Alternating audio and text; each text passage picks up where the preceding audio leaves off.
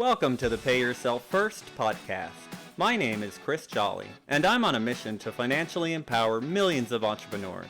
I want you to make and keep more money so that you can begin implementing and turbocharging a plan for creating financial freedom your way during the life cycle of your current business without spending a ton of time or becoming a professional investor.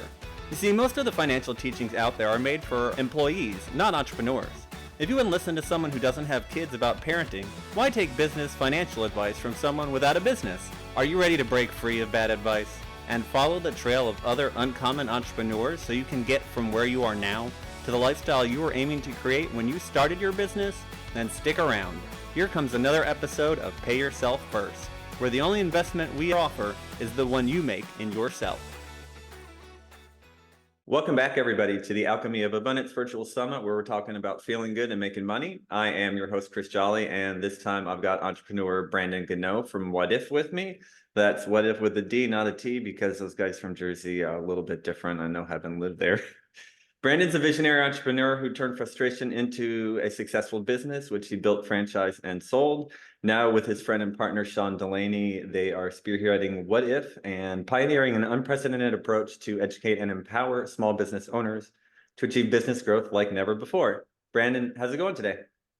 Good, Chris. I'm excited to be here. I'm a little bit offended, but you're not wrong. Like, I moved out of New Jersey last year, so like I get it. They are a certain way up there, but no, I'm excited to be here. You know, all in jest, and like I said, I had lived in Jersey as well, so I know the deal.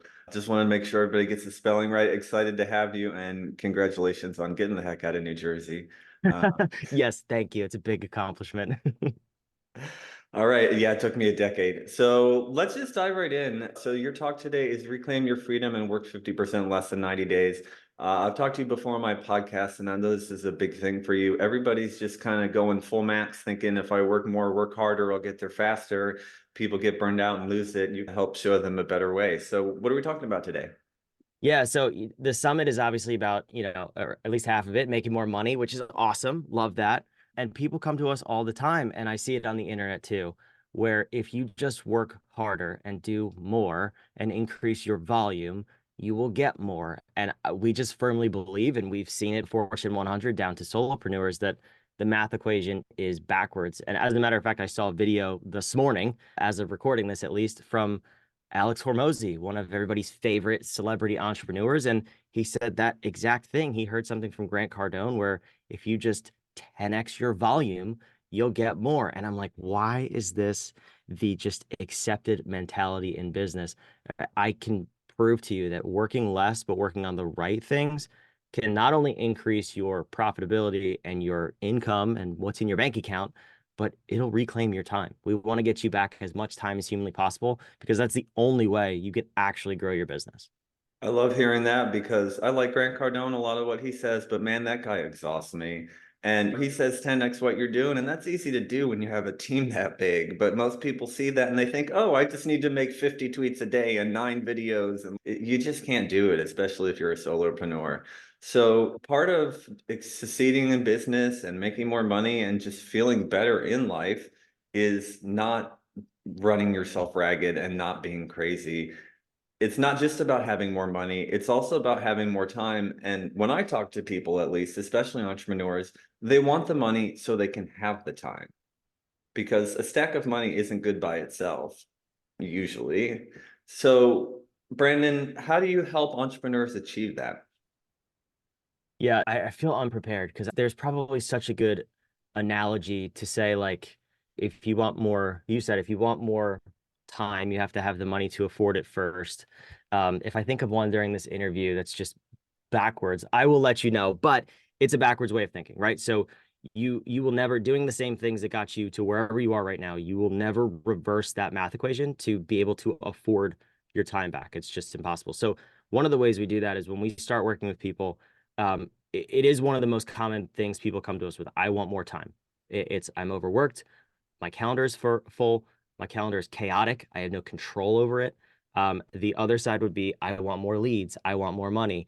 And they all really stem from this root cause of just lack of focus.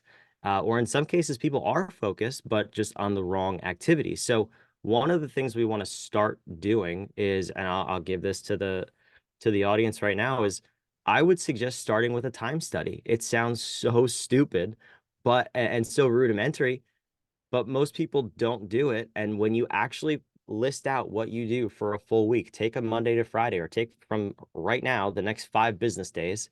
I would encourage you to watch all the videos from this summit. So maybe do it after you watch all these videos, but take the next 5 business days and just don't go crazy. The way I like to do it is actually I use Google Calendar. So after I complete an activity, I'll just go put an actual schedule item on my calendar to say, this is what I did. So like from 1 to 2 p.m., I recorded this interview with Chris and it was fantastic. And I wouldn't delete it off my calendar if you paid me. But then I wanted to keep track of that throughout the day and throughout the week. At the end of that, look back and say, where did my time go? The next step is probably the most important. And that is, instead of just saying, okay, there's my calendar, start to put dollar values on everything you did. Now, not everything is going to result in immediate revenue, and that's totally fine.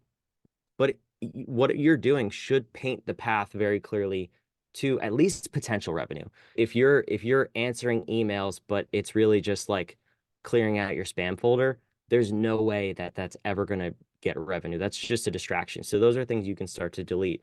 And we have a whole process we walk through people through on how to analyze what you're doing, but start to think in those two buckets. Is this an activity that is leading to revenue or potential revenue, or is it a waste of time? Those are two very big buckets. But if you can start to just split your calendar and your time up into those two, then you can identify, where are you? That's always the first step, is clarity. Where are you right now? So in the context of time, where is it going? Where are you spending your time? And then you could take that next step and start to get it back. Absolutely. I have to admit, as an entrepreneur myself, I am totally guilty at times of getting caught up in the minutia. There's so many things to do when you run a business, especially if it's just you or just you and a small team. And, how do I prioritize these 10 million things that I could be doing? And then you find out that like, oh, I'm on social media, but I'm not posting. I've been scrolling, or I've been redesigning my LinkedIn page for like an hour and a half, and how is this going to get me more clients? So that's why that time study is so vital. And, if you come to it with an open mind and really pay attention to what it shows you, it can be life-changing. I remember thinking, I don't have enough time. How am I ever going to get all of these things done? There's not enough time in the day. I feel like I run around all day and nothing gets done. And then you do the time study and you're like, oh, there's so much time that I've just been wasting, not paying attention to, not being focused, or focused on the wrong things. Yeah, it's one of those things where I'm not telling you to do it to feel bad about yourself, but you're gonna feel bad about yourself. If you've never done one, or if it's been a while since you've done one, you're gonna end up being like, oh, I'm a terrible human being. But you're not. We're gonna tell you how to fix it first and foremost. But yeah, I like to do them every 3 to 6 months. I have my calendar color coded so I can, like, at a glance look at least my meetings upcoming and in the past and say, am I allocating my time appropriately? And but I still go through it every, like I said, 3 to 6 months and say, no, what is actually going on in between, in those white spaces, that I need to be aware of. And it's just a good practice. It's like the fundamentals, right, of any sport. You got to get in the habit of doing that, or else it starts to get a little loose on you. Yeah, and it's so important and so integral, because once you see where you're spending your time, then you realize you've got all these chunks that you can actually reorganize to do the stuff that does move the needle. And then you start to make progress, and then it starts to become fun again. And then it's almost impossible to not be this super organized, nerdy person with the color-coded schedule, but it's effective. Chris calling me out over here. So he's making fun of Jersey. He's calling me nerdy with my schedule. I'm I'm talking about me. I'm keeping track, Chris. I'm keeping track. I'm talking about me on that one. No, I hear you. I am too. It's awesome. I love it. Okay, so once you help entrepreneurs start to take back their time, what happens? They yell at me and they push back, and it's this very predictable cycle of, people are so used to doing a lot of things that don't matter. When we tell them to do a few things that do, they're like, now I'm not busy and I don't feel productive. Hmm. You weren't productive ever, first of all. You're just Yeah. not busy. So Yeah, so we go through the time study. We want to understand where you are, and then what we want to do really is we work in 3-month increments. So we call them sprints, 90-day sprints. And what we'll do is put together a strategy and execution map. And it's not about just planning. Planning's cool, love planning, but if you're not going to actually do something about it, then it's useless. So um, we build the bridge between strategy and execution, and we pick 3 projects that are really going to move the needle in your business. So it's custom for everybody we work with. There's no like prescribed 3 things that are going to move the needle. But we work with our clients to identify, okay, what are these 3 things? And then within that, we get super detailed. So the 5 things that we really want to look for are, what is the outcome of this project? So by outcome, I mean, what is the process that we're developing so that this is something that can be repeatable in the future, and we don't have to redesign the wheel, so to speak. Then we go and set a goal. So this is an actual metric. So if we want to onboard 10 new clients, that would be a metric that we can at least shoot for and measure by. From there, we want to put together, it's like a recipe. We want ingredients. What are the things that must be here in this project for this project to be successful? So we want to put everything down that could possibly make this project successful. So you think about baking a cake, I think it's just a perfect analogy, is your flour, your sugar, your maple syrup. You can obviously tell I don't bake a lot of cakes, your baking soda, all of the things you need to make that cake come to be an actual cake. From there, we also want to list out your resources or tools. So could it be hiring a VA? Could it be paying a third-party company or agency? Could it be hiring a team member? Is it a software tool that we need to utilize for this particular project? So list all those things out. Let's go back to the cake. It's your spatula, your knife, your pan, your baking spray so it doesn't stick, all of that kind of stuff. And then finally is the activities. And this is the most important part. So think about this cake again. You have all your ingredients, all your tools on the table. That's basically your plan, if you will, right? So they don't just magically come together. You can't just say, okay, clap and look, poof, cake. No, there are things you have to do to make that happen. You have to combine your wet ingredients, your dry ingredients, then mix them and then pour it out and then put it in the oven and bake it for an hour. So that's what we need to do, is list out every possible activity you can think of that will make this project a success. And the last and final step is, that's where people get stuck a lot of times because they think they have to do all of those things. And you have a list of 20, 30 items, and now you're more overwhelmed than when we started, right? Well, we want to pick 3. Pick the top 3, use the 80-20 rule. What is the most leverage I can use to actually make sure that these are the activities that will make this project successful? And we want to do those with a consistent basis, usually once every day or every 2 days at most. And that's it. So you don't have to think about the rest of the list. We plan this out. We execute on those 3 things every single day. We track our progress, and then we make little tweaks over those 90 days. And at the end of the 90 days, people are shocked by the progress. But to go back to your question, so that's the whole process, right? About 1 week in is when people come to me and they say, it's not working. I'm not busy enough. It's not working. This is stupid. I want to go back to my old ways. And we have to push back and we say, okay, first of all, you don't feel busy because we're telling you to do 3 things, not 300 things. Yeah. But it's also not working because it's been 5 days. Okay, squirrel. So you need to give this some time to actually collect data and measure and monitor and go from there. So in that 1 to 2 week mark is when the squirrel brains come and they try to attack you. Just please be consistent and be focused. For once you get past 3 or 4 weeks, you really start to see the momentum build, and that's where things start to change. So it's so predictable. It's so funny. I always laugh at people. They're like, why are you laughing? And I'm like, I'll show you in 2 weeks. Love it. Okay, now I want to go back a little bit before that. So when they come to you, I'm sure, because as we talked about the whole hustle culture, all there is to do as an entrepreneur, we know so many people are burned out and working crazy hours and all this. When they come to you and they're in that kind of panicked, overwhelmed state, nothing's working, what is something that you can do to help them reconnect with actually feeling better about having a business, being an entrepreneur, and like it's actually going to work out and all be okay?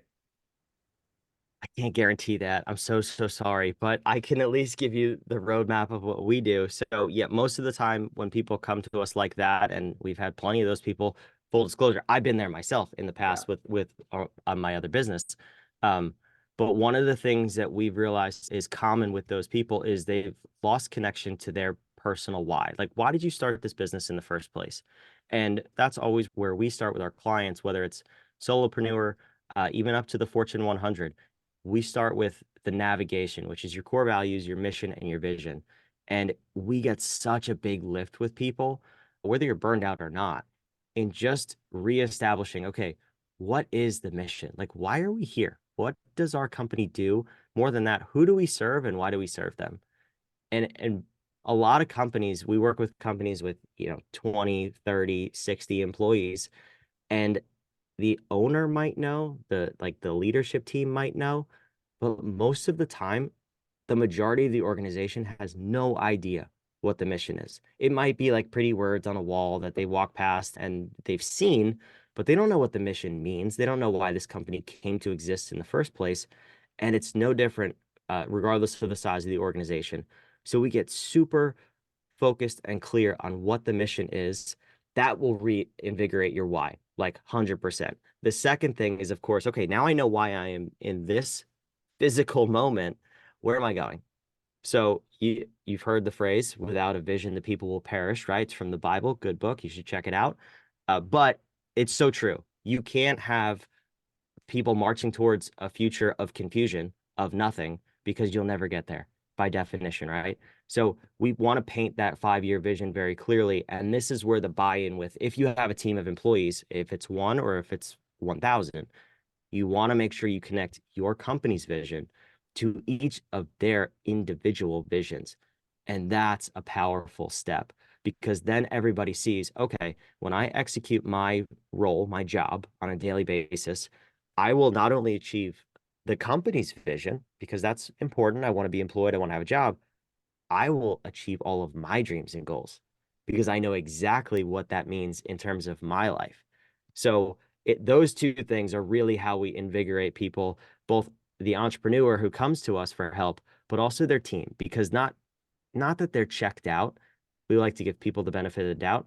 They're not educated on what the company they work for stands for and where they're going. So they're confused. And we want to eliminate that confusion as quickly as possible. Yeah, company culture is so important. And when you get to work somewhere where everybody is on board and working towards the same vision and knowing it's also moving their lives and goals forward at the same time, it's a really special place to be. And I think not a workplace that most people get to experience. It's so rare. I've worked at a number of places before I jumped into the entrepreneurial side of things, and everybody just feels like a cog in a wheel, and you feel meaningless, right? And it really does suck the soul and the life from people. We just believe that this is my personal belief. If you're going to hire somebody to help you further your vision and you don't help them grow as a person, as a human being, you failed as a leader. Yep, absolutely. And even if you don't have a team, you have to make sure that you are connected to the vision yourself and that you buy in because again, like you said, if it's not something that like stirs up inside of you, it's just words on paper and then you don't strive to meet those because there's nothing driving it. And what I found is I talked to pretty much everybody throughout that summit. It's connecting to that why or reconnecting to it that makes business feel good and helps you remember why you're here and kind of alleviates all that stress and lets you know that you're doing something you love and the money's going to come and you're going to help people and just kind of keeps moving you forward. I love that. That's a great way to put it. And yeah, we've made business so stale and boring and gross, really. It should be fun. It should be emotional. Like you should be connected to what you've created. This is a beautiful thing. So yeah, let's make it more fun and more emotional for everybody involved. Yeah, that's the difference, I think, between people who have a business and people who are entrepreneurs but do something because they must. Because and not to like put down, I used this example the other day, not to put down power washers. I'm sure somebody out there is like really keen on it and that's what they're here for and they love making things clean like that. I'm not, but if I wanted to make 6 figures a year doing power washing, I feel like I could figure that out pretty easy, right? Like some people just do something to make money, and that's totally cool because it helps them connect with their why in another way, having the money and what have you. But yeah, just I think when you have to do it, you're driven to and you keep at it no matter how hard it gets. Absolutely. Amazing. Okay, so how do you personally put barriers between your work time and your home and family life? And what do you do in order to kind of like make sure those are a little bit separated? Because I know it's so easy to have like work time bleed into home time and all that stuff. With my super colorful calendar. That's how I do it. So I schedule personal things on all my calendars are synced. So I have personal blocks or personal time blocked off on my calendar. So um, I know well in advance if I want to take a Thursday afternoon, and that's family time. I'll block it on my calendar so nothing can get there by accident. So that's me proactively blocking those things off. I also put buffers on my day. So I have breakfast is in my calendar. I know that sounds rigid. I'm not saying I always take breakfast at the same time, but that time is at least blocked off of my calendar so that everybody, whether it's my partner or someone on our team, or if I'm scheduling a meeting that a podcast interview or a meeting with a potential partner, I can look at my calendar and say, no, that time is blocked off, and I can set that boundary very quickly. The other thing is I had the conversation with my wife. Our kids are very young, so it's relatively easy to keep them happy. But I said, what's an appropriate amount of time? Like, what are the appropriate expectations from me where you need me present? And because I love what I do, I could very easily work from 7 a.m. to 7 p.m., 6 days a week, 7 days a week, and be perfectly happy. It's not healthy. We're Mhm. not saying that. I'm not advocating that. Yeah.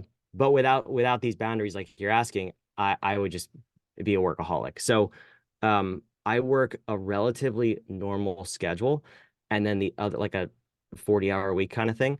But the other thing I do is I segment my days, which has actually been more beneficial than just capping my time. So I take days of the week that I only do certain tasks. And what that allows me to do is be hyper focused on one or two types of activities in any given day. And what I've seen is my productivity go through the roof. Because you've heard of context switching, I'm sure, Yep. or hyper switching. So the for the audience who maybe that's a new term, it's just multitasking is another way to think about it. It's just switching between tasks very quickly, or very frequently. So think if I have a meeting with a client, and then I go to scrolling on social media, and then I go to writing emails, and then I go to posting on social media, and all of that happens within 25 minutes. Your brain actually takes between 5 and 15 minutes to switch between activities to become effective at the next one. So that means if you're going through 4 different types of activities in 1 hour, your brain is still probably on activity one or two, whatever you were doing, if it was that meeting. So what I'll do is, for example, Tuesdays, I only record episodes of my own podcast. So I know that from basically when I start at about 9 a.m. to when I finish around 4 or 5, I've recorded 8 to 10 interviews, but I'm only a podcast host. My identity is one thing that day. My brain is one thing that whole day. Um, Wednesdays and Thursdays, I reserve for client meetings, client calls. Mondays are for more of the admin boring tasks that in the CEO work that has to be done. Fridays, I do leave a little bit unstructured for flexibility. But so 4 days of the week, my brain only has to be one thing all day. And it's this relief to know that as I'm going into the week, there's no surprises, there's no unexpected things that may come up because it's already planned out.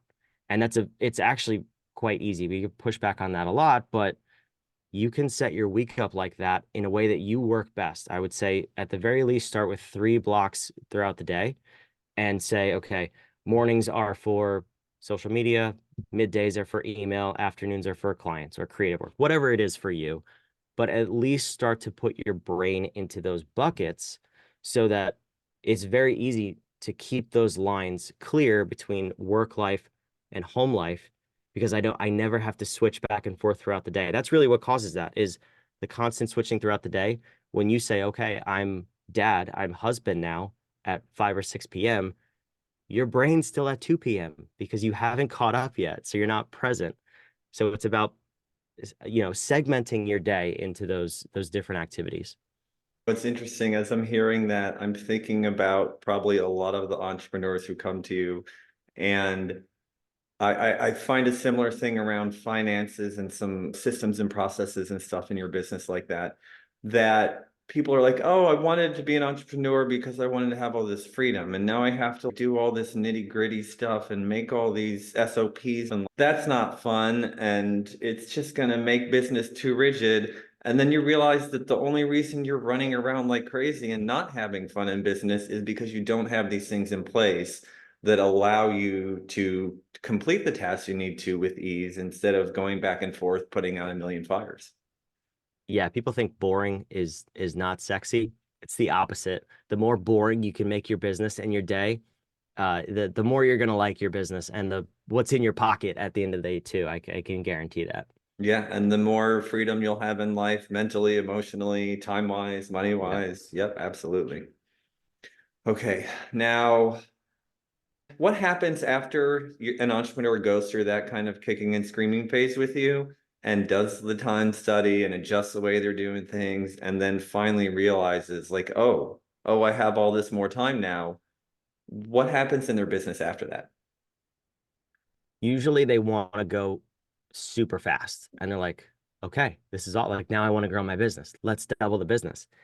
And I say pause because that we can get there, but I need you to enjoy this for a little bit, like 30 days. Let's just take a breath, see how this feels.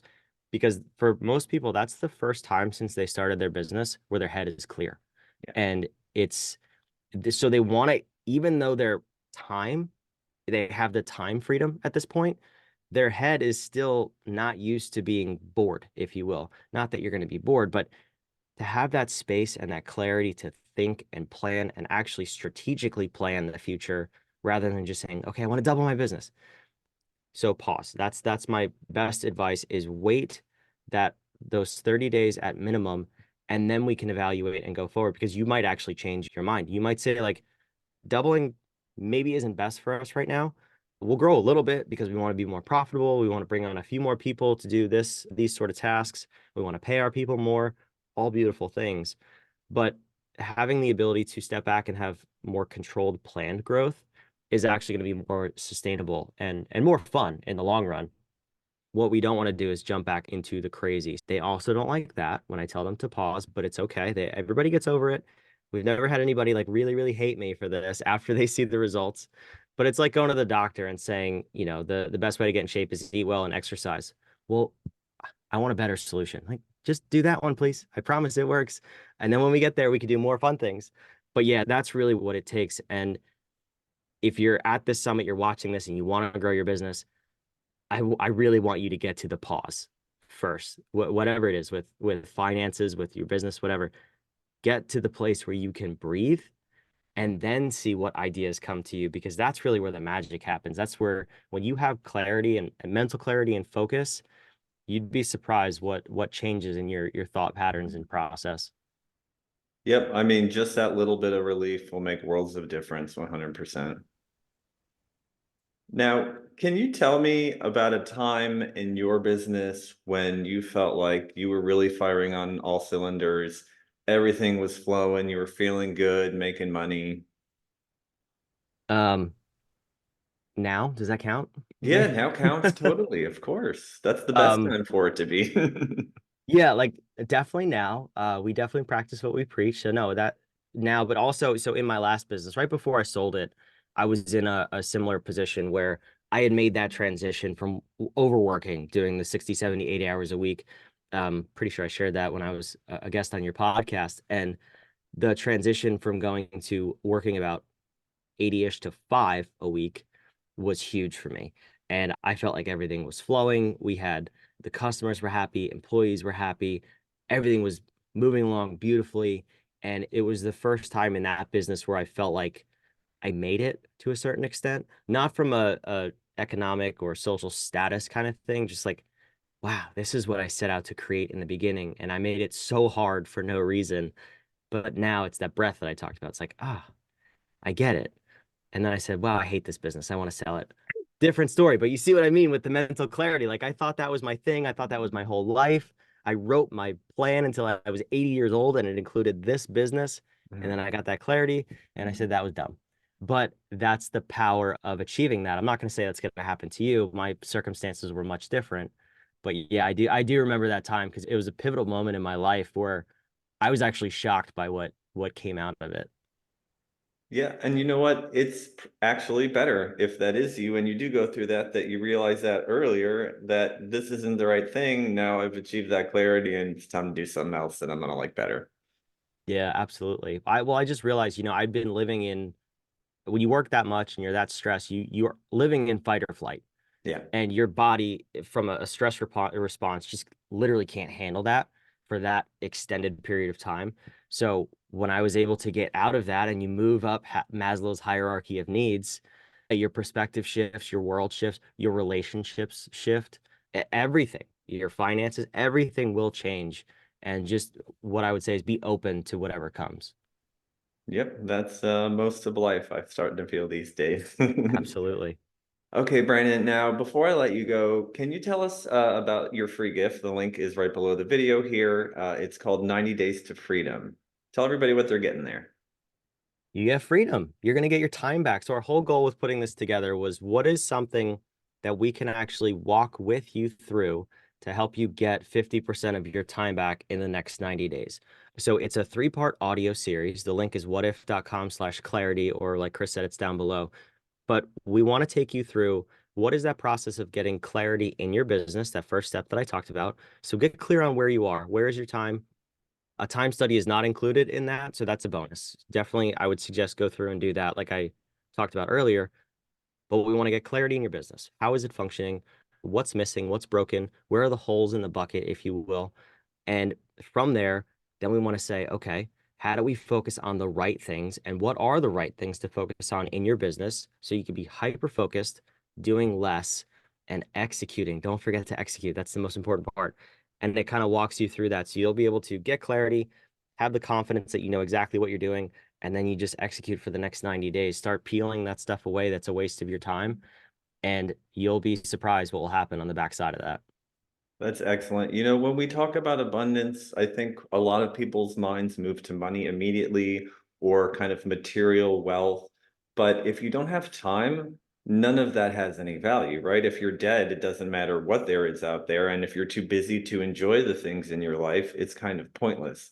So sometimes alchemy for more abundance isn't actually going out and making more, it's just doing more with what you already have and realizing that there's already more available to you right now. You're just not using the resources properly. And sometimes all that means is making your schedule little color-coded boxes.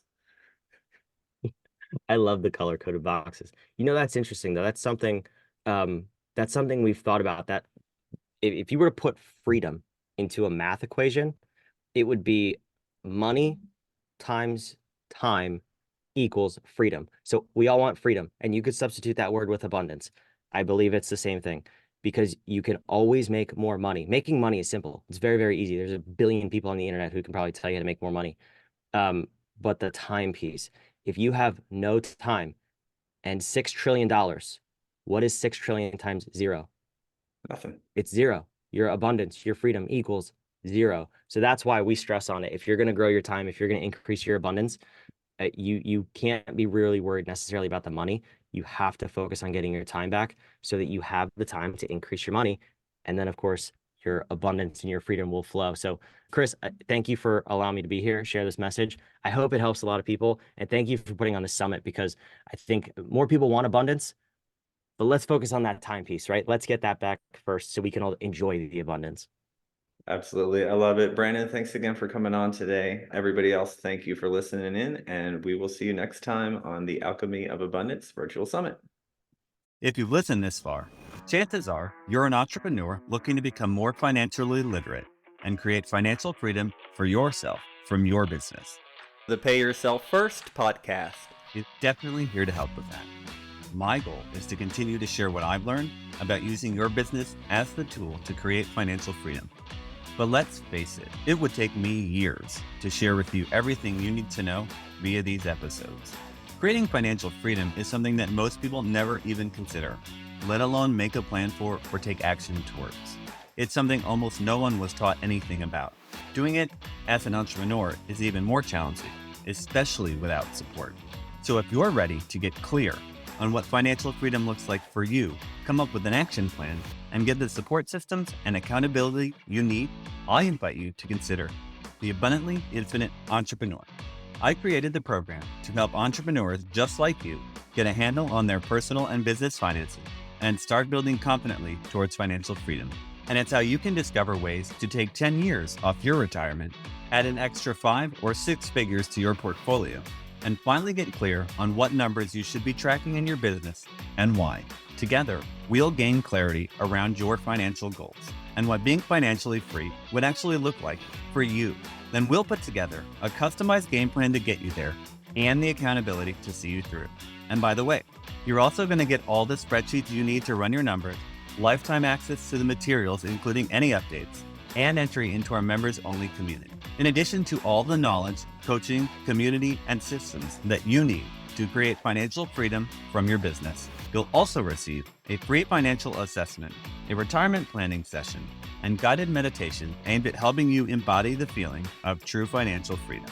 So yeah, you can just listen to the free content on these podcasts to help you move towards becoming a financially free entrepreneur. And sure, you'll likely see some results, or you can make the decision to commit to learning, implementing, and embodying what you need to know to create the financially free life you dreamed of when you started your business journey. Click the link in the show notes to answer a quick questionnaire, and you'll be on your way to joining the Abundantly Infinite Entrepreneur.